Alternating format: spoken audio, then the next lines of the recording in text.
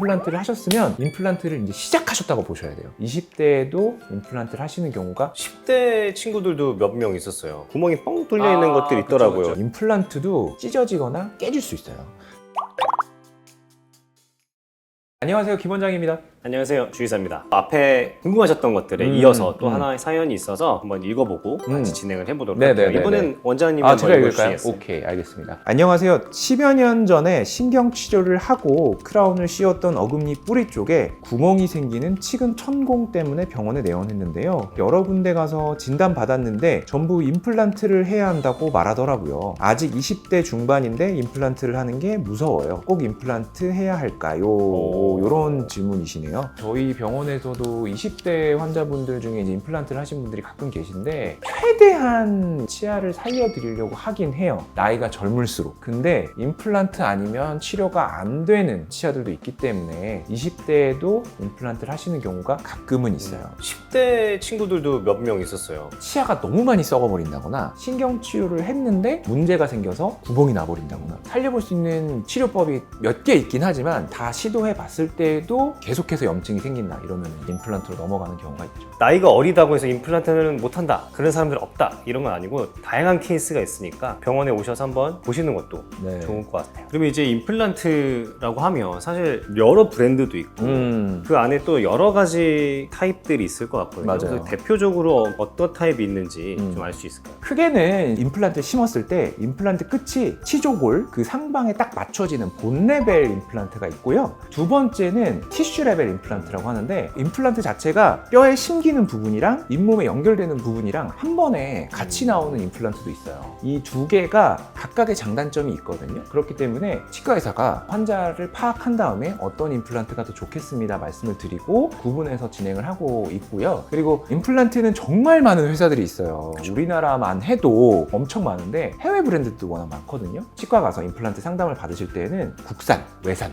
이렇게 구분해서 설명을 해주시는 것 같아요. 그리고 또 치아가 이렇게 있으면 여기 구멍이 뻥 뚫려 있는 것들이 있더라고요. 그쵸. 그래서 어떤 분들은 구멍이 없던데 네. 이런 차이점들은 또 뭐가 있을까요? 그렇죠. 임플란트 본체가 있으면은 그 위에 이제 지대주, 그다음에 보철, 크라운이 올라가게 되는데 나사를 연결할 수 있는 구멍을 내놓느냐, 나사가 연결되는 구멍을 메꿔버리느냐 요 차이인데 요즘에는 다 나사 구멍을 만들어 놓는 추세긴 해요. 왜냐하면 수리가 간단해요. 나사 구멍이 없는 임플란트 같은 경우에는 문제가 생겨서 보철을 새로 하거나 이렇게 하려고 할 때 보철물을 다 그냥 갈아내가지고 뜯어내는 경우가 있는데 나사 구멍을 미리 만들어 놓은 임플란트 같은 경우에는 메꿔놓은 재료만 제거하고 나사만 풀어서 임플란트 보철물을 쏙 빼면 되거든요. 요즘에는 거의 대부분 SCRP, 상악이나 하악의 전치부, 앞니 같은 경우는 각도 때문에 구멍을 낼 수가 없는 경우가 있어요. 그런 경우에는 그냥 세멘트로 이렇게 붙이는 타입, 이렇게 하는 걸 보통은 많이 하고 있어요. 요즘에 보니까 임플란트가 뿌리가 찢어진다라는 맞아요. 것들을 많이 보게 됐어요. 그래서 문제가 있는지 어떻게 확인할 수 있는지. 임플란트도 기성품이고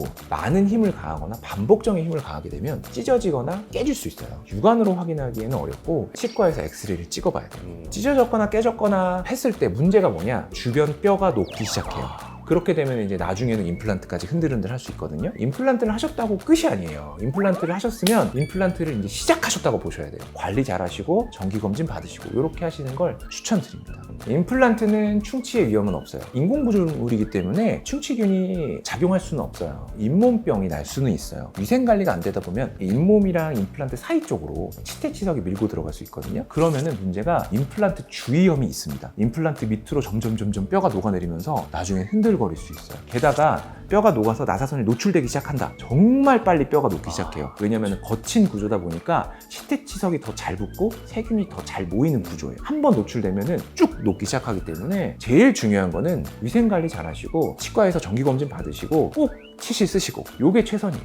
임플란트 하실 때 많이들 두려워하시는 게 이 뽑아야 되잖아. 맞아요. 내 이거, 치아인데. 네, 이거 뽑으면은 그 다음부터 이제 빠이빠이 하는 거잖아요. 내 어. 이랑은 이런 치아는 뽑아야 된다 하는 것들이 있을까요? 네. 뿌리 쪽에 금이 간다거나 부러졌거나 이런 경우에는 어쩔 수 없이 임플란트밖에 없다고 말씀을 드려요. 치아 같은 경우는 금이 한번 가거나 부러지거나 하면 어떤 걸로도 스스로 붙질 않아요. 어쩔 수 없이 임플란트를 추천드리고 천공이라고 그래가지고 치아 내부에 구멍이 나버리는 거예요. 그게 이제 온전히 메꾸기가 쉽지 않아서 임플란트로 넘어가게 되는 거고, 치주염이 아주 심할 때 치아를 잡고 있는 뼈가 한번 이렇게 녹으면은 되돌릴 수 있는 시술이 딱히 없어요. 그런 게 아니라 뿌리 쪽에 좀 염증이 생긴 거, 치아 머리가 깨진 거, 이런 것들은 최대한 살려서 쓰게 도와드리고 있어요. 예전에는 틀니가 되게 많았던 것 같거든요. 그쵸. 그래서 근데 지금은 틀니보다는 임플란트를 많이 하시는 것 같아요. 그래서 임플란트랑 틀니의 차이점이나 장단점이 어떤 것들이 있는지 한번 얘기해 주시겠어요? 당연히 임플란트가 훨씬 장점이 많죠. 꼈다 뺐다 하지 않은 거. 임플란트는 이제 나사로 고정해 넣기 때문에 빠지는 일이 거의 없는데, 틀니 같은 경우에는 이제 아무래도 유지력이 좀 떨어지죠. 식사할 때 저희가 이제 씹는 힘을 측정해 봐도 틀니로 씹는 거랑 임플란트로 씹는 거랑은 힘 자체가 하늘과 땅 차이예요. 예전에는 임플란트 기술이 또 워낙 좀 떨어지고 하다 보니까 어쩔 수 없이 틀니로 가는 경우가 많았지만, 요즘에는 정말 임플란트가 좋아져가지고 임플란트로 많이들 하시죠. 임플란트 하시고 나서 주의사항이나 이런 것들이 있다면 환자분의 마음가짐이에요. 임플란트를 하고 나면은 마치 모든 게 끝났고 나는 더 이상 충치에도 무적이고 이렇게 생각하시는 분들이 가끔 계세요. 근데 여러 가지 질환에 걸릴 수 있어요. 꼭 유지 관리를 하셔야 되고, 더 중요한 게 뭐냐면 정기적으로 치과를 오셔서 관리를 꼭 받으셔야 돼요. 왜냐면 임플란트라는 게 뼈 내부에 있기 때문에 엑스레이를 찍지 않고서는 육안으로 보는 데는 진짜 한계가 있어요. 가까운 데서 관리 받으시고 항상 엑스레이 찍어보시고 유지 관리 잘하시고, 이렇게 하시면 건강한 임플란트 오래오래 사용하실 수 있을 것 같아요. 임플란트 하신 분들한테 보증서를 드려요. 정품 임플란트 사용했다. 어떤 뼈를 심었다라는 것들을 같이 드리거든요. 그래서 만약에 다른 데서 갑작스럽게 이제 치료를 받으셔야 될 경우에는 그 보증서 보여드리면 임플란트에 맞는 기구로 이제 치료를 해주실 수 있으니까, 꼭 임플란트 하시면은 보증서, 정품 확인할 수 있는 것들 챙겨서 잘 보관해 주시는 것도 좋은 방법일 것 같습니다. 만약에 보증서를 받지 못하셨다면 치과에 가셔서 꼭 받아서 갖고 계시는 것을 추천드립니다. 그럼 오늘 여기까지 할까요? 네. 오늘도 고생하셨습니다. 안녕. 안녕.